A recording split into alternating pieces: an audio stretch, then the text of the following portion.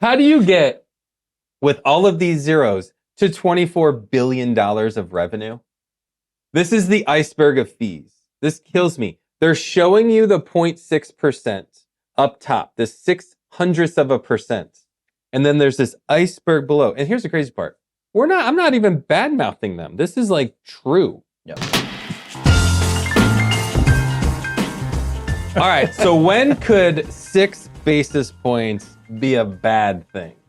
So you got this SCHD fund out there, Wait, which 6 is basis points. Let's 6 clarify. Yeah, what is that? 0.06%. So that's 0.06%. Correct. Okay. How could that ever be a bad thing?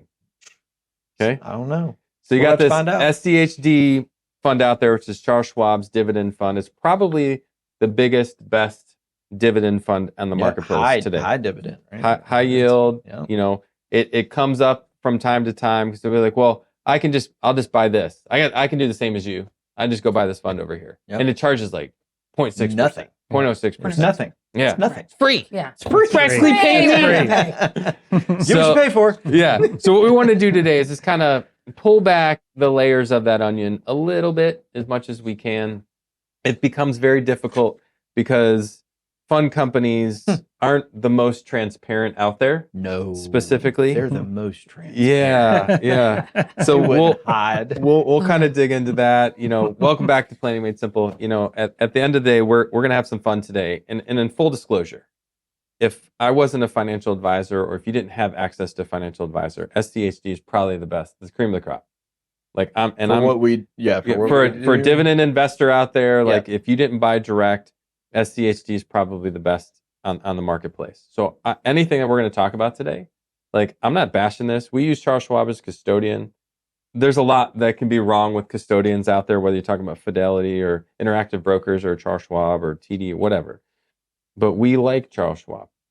But truth be told, you know, they're not the most transparent. None of these companies are. And SCHD is no different. And though it's good, it is good. You can do better.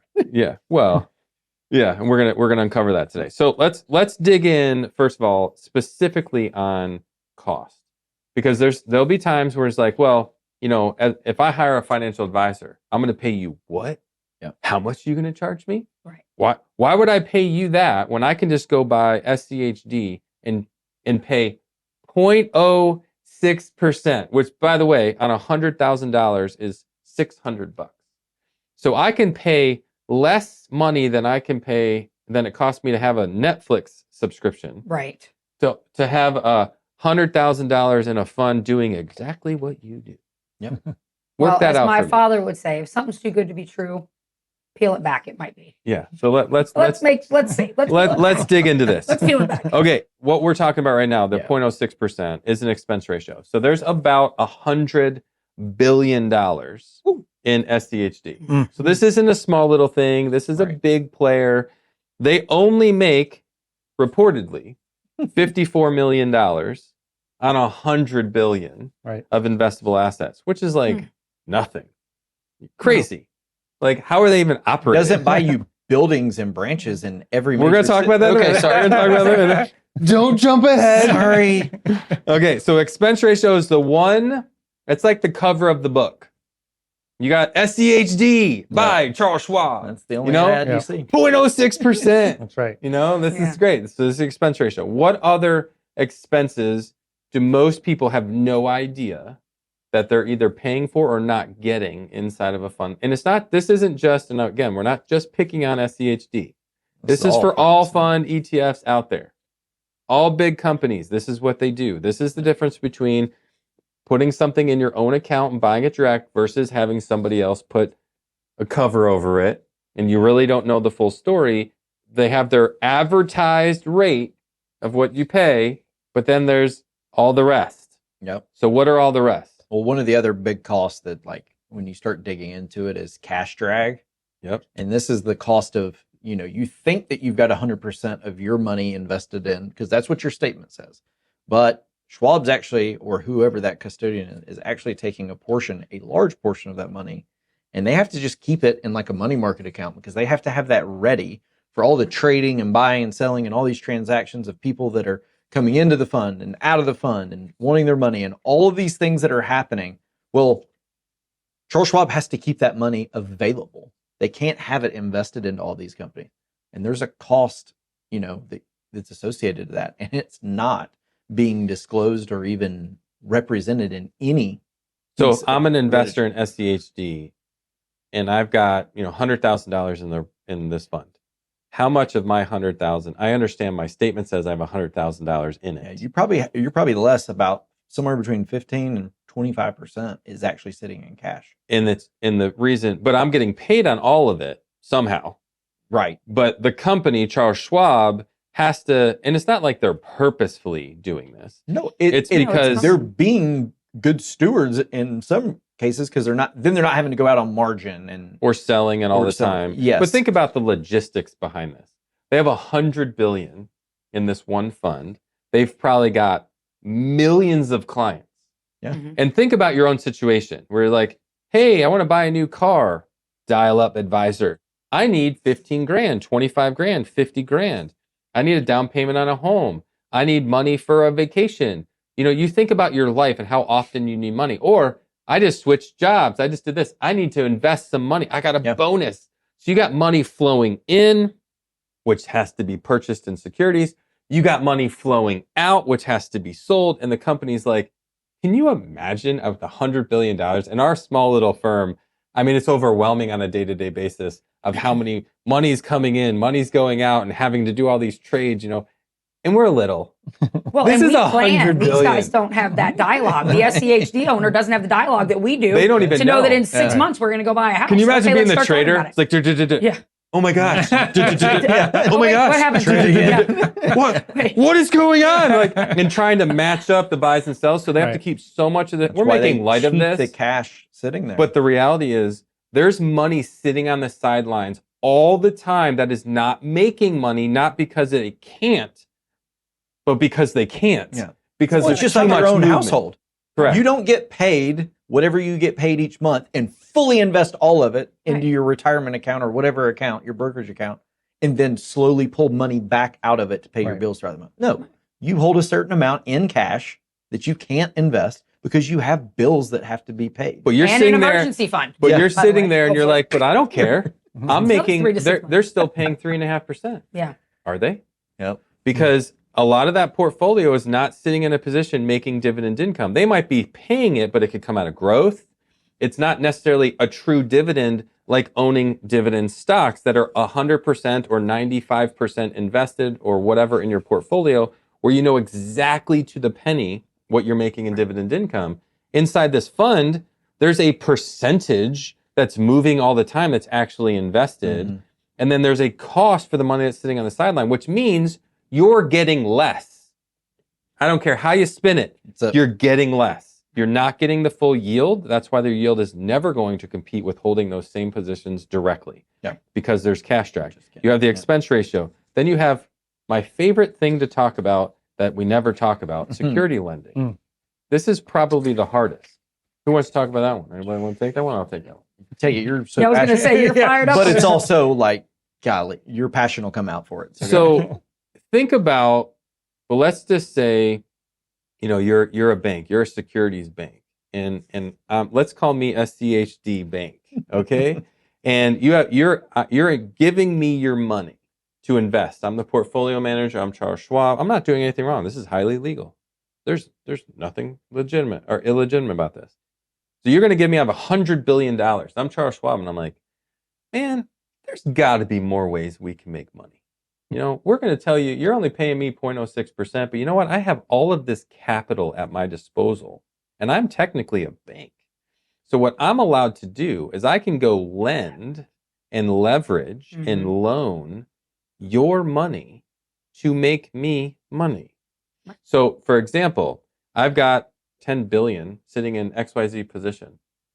I can go lend and use that as collateral. Mm-hmm. So I can take risk on your money to go make me money, and I don't have to share. So Charles Schwab, Fidelity, all these big companies are making billions of dollars, and you're not, because all you did was buy 100 positions inside of a fund, but they're going to use that because they can to go make more, and they don't have to share a single Maybe penny, make more. hopefully. Right. And who bears the risk for that? Your All assets. the Your people. assets. Well, yeah. You know, what funny could play go on words. wrong? What could go wrong? Yeah. Nothing could go wrong. Until it does. Yeah.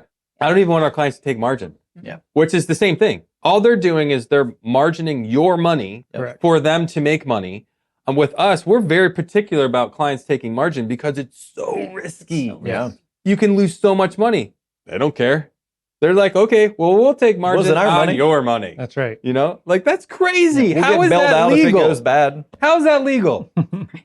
I'm curious what even the loan interest rate is. I guess it doesn't matter on that size of money. But if 1 Well, or that's 5 Well, or 12%. Yeah. I can tell I mean- you, we have a Interbank stat on lending. here that last year, $25 billion was made in securities lending inside of funds. Right. $25 billion.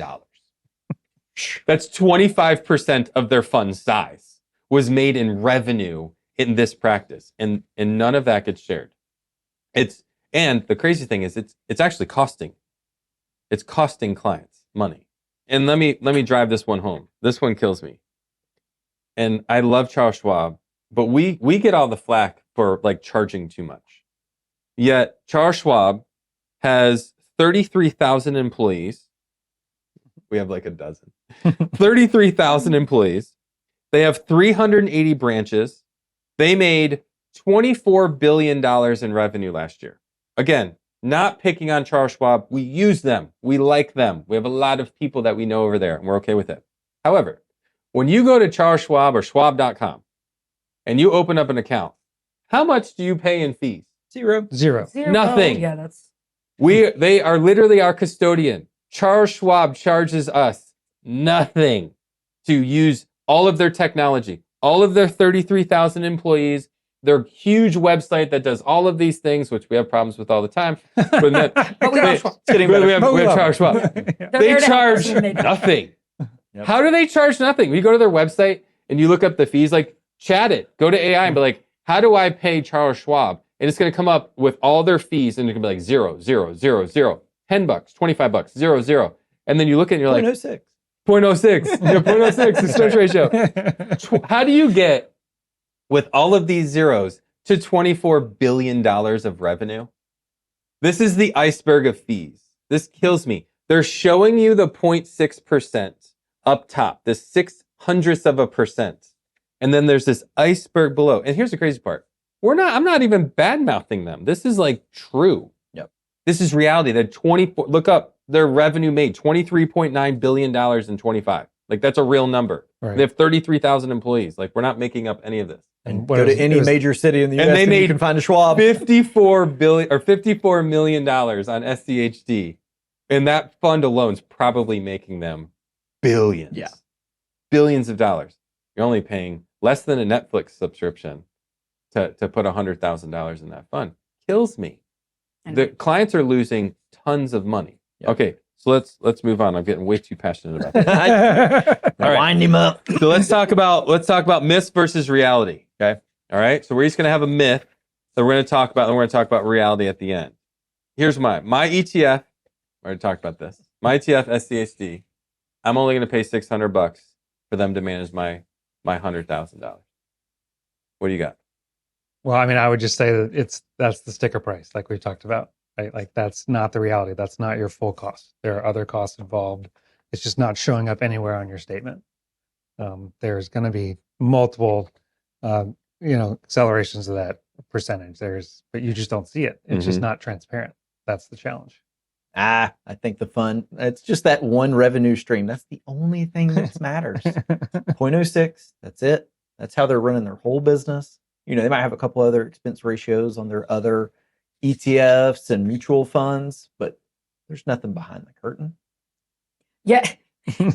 Well, and I'm trying to not tell a long story that's kind of meaningful, but I will say so often you come in and you think something's one thing and then it turns out it's another. So the things that you know are the 0.06. They have 104 holdings and they rebalance them, I believe it's once a year, right? And you don't necessarily, again, I'm going to use your line. It's not necessarily that it's bad, but you don't know what's happening behind the scene with the trades throughout the year. And are they made based on decisions that you need within your life? So it's not always what you think it's going to be when you go back to look, right? Yeah, what's advertised, It's we not pay always- attention to, but we don't pay Right. attention to like the business model Mhm. because we think it doesn't affect us. You're like, well, who cares if they make money? I can hear people thinking, listening to this, go, well, who cares? It's still paying me out 3.5%, Yep. and I'm only paying X. Well, wouldn't you want 5.5% dividend yield plus all the growth?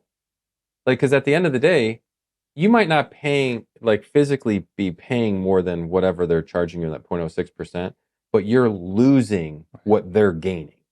So there is a tremendous They're cost gaining it. there. They're getting it. They're Right. getting that. And full you're dividend. losing yield to pay a low fee, and you're not getting the whole growth. What's the turnover in SCHD a year? It's 45%, almost 50%. Yep. So they got cash drag of 15 to 25%, and they're turning the portfolio over 44% a year. Which means And half the company. if we dig into the portfolio, Yeah. they have, and we were talking about this before the show, 50% of the entire portfolio is in less than 10 positions or 10 positions or less. Yep. Yeah. And that's the hard part. A lot of people do get caught off guard. They get a fund because of the word diversification, because people look at fees and they're like, but diversification. And I love all the clients. Please don't misunderstand. But they'll come in and say, I'm supposed to be diversified. Okay. And what am I paying? And I'm like, yes, but you got to look at the bigger picture. And So they have I they don't have wanna go over on. 100 positions in this portfolio, and 10% Which of make it it is sound 50. great. you think Well, it's yeah, diversified, but yeah. truly, 10% of the portfolio, 10 positions is Right. 50% of its value. God forbid one of those happy. It's And what happens when those actually their number one position last year is not even in the portfolio this year because it got crushed. Right. and that's And yet they're yeah. still paying out 3.5%. And Yeah. oh, by the way, if you own that position by yourself or independently, you're just accumulating shares, waiting Yeah. for it to come back. Yeah. When it does, you just have this huge recoil effect that you won't get if you're in SCHD. Because our worst position last year is our best position this year, and By we got to far. and we got to compound on the troubles of last year Yes, for the opportunities of this year. Right. correct. Right. And you whenever don't get that here. No, because when you reinvest through this, it reinvests across all of the companies. So you don't get to take advantage of the ones who are kind of lagging. So let's reframe this real quick, and then we'll close this show down. So the best way we can probably explain this is through the lens, and we actually came up with this yesterday, is would you rather live in a home, like a custom home that you get to design, Right. or would you rather live in an apartment that somebody else gets to design? One, you're picking out the doors, the cabinets, the carpet, the flooring, the wall colors, the color of the roof. You get to fitting paint your the outside, lifestyle. the inside. Right. It's what you want. right. Versus an apartment complex that's a different design team. Some apartments you can't even paint the walls. Some Yeah, apartments you gotta come with paint their own them furniture. Yep. Right. And what are you paying for? Who's getting all the profit? Like, are you creating any No. revenue? No equity. No Yeah, equity. Who actually owns it?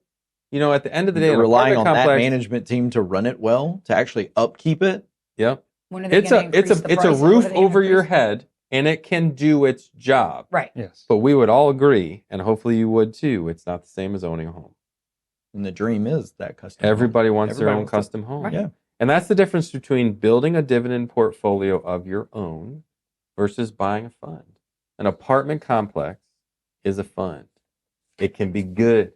It's shelter, it's protection. And there's And I know certain times it people that makes a have lot lived of in sense. apartments their whole life. Right. And if I didn't know what I know about custom home building and building my own portfolios, I'd probably own SCHD and just say, go ahead, make money, but just give me some. There's a part of me that's okay with that. But once you have the knowledge and understanding or the know-how, because by the way, you gotta hire somebody to build something. Unless you know how to build. Yeah. You're either gonna build your own complex and sell your own fund, or you're gonna build your own fund, or you're gonna hire somebody to build your home or to build the complex. That's what you need. Yep. So for me, I'm obviously gonna be on this side. Either I'm gonna build my own home or I'm gonna build homes for other people. Because I want them to be isolated on there's still a cost, but there's a cost no matter what. Right. These Correct. costs are fully transparent. Right. These and ones you're are in not. control of them, Yeah. and they're your personal ones. That's the Yes. biggest difference. Yeah, that's the Yeah. part for me is like, you know what's over here in this custom home. You know how it's been built. You know why it's being built. You understand Right. why you've done all of these things. And in the apartment, you don't get any say in any of it. No. And Right. oh, by the way, to go all the way back, that apartment complex can go and leverage other apartment complexes that may affect yours. And the upkeep may not stay there. And now this place that was beautiful a couple years later, it's starting to look a little haggard. So it's Bad you thing. have no say in that. You got to go move. And then what do you move to? You may have to move completely. And you have no equity to go from Right. your apartment complex somewhere else. Correct. Even if you built a bad home, most of the time there's still equity that can help you get into a better home. Correct. Or a home in a bad area. I mean, you can make bad decisions, but they say location, Yeah. real estate's the best investment you can make, because most people stay in it long enough where it creates equity. Right. In You're an patient. apartment, you'll never get it. Patient. That's right. That is the thing. All right, so let's bring this home. Any last thoughts? No, I love that. And if you're curious about any of this, we have a Dividend starter kit that's helpful to at least start piquing your interest on developing your own or understanding the whole thought process of that custom home building, if you will. Mm-hmm. And don't always take things at Don't face. That's right. Well, no, the That's right. diversification one kind of gets me, and people getting caught up on just the fees. You have to make sure you understand your goal. And, I go to talking heads, but there's a lot of things that pull your attention to different things. And there's a lot of salesy stuff out there, and not all of it's bad, but you've got to make sure you truly understand it and it fits your personal situation. And back to what you said, SCHD, it might, but just make sure you truly understand it. And just know that it's not only a 0.06, and it's not 100% diversified. Well, It what, might just what does be. that fee actually get you? What does it get you? And is it truly getting you the diversification, which is the reason you think, right? So the reason you may be going to it. So Yeah, and for my risk of trying to get a Nickyism in, it's you're going to pay less to get paid less. That's basically what's going to happen. oh, wow. Cal went Okay. shopping at the shoe store. Wow. Pay less. Yeah, but I like that. That's a good one.